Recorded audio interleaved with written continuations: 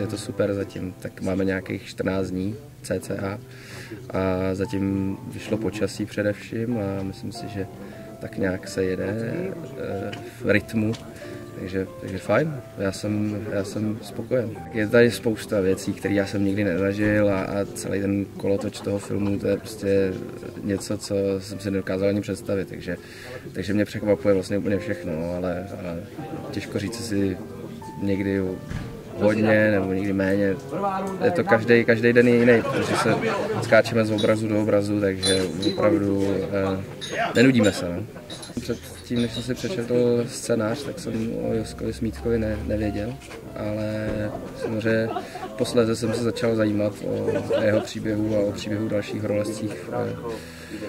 Takže zaujal mě samozřejmě a byla to neuvěřitelná postava, která toho přečkala teda hodně a bohužel to dopadlo nakonec, jak to dopadlo. Ten osud je dost krutej, ale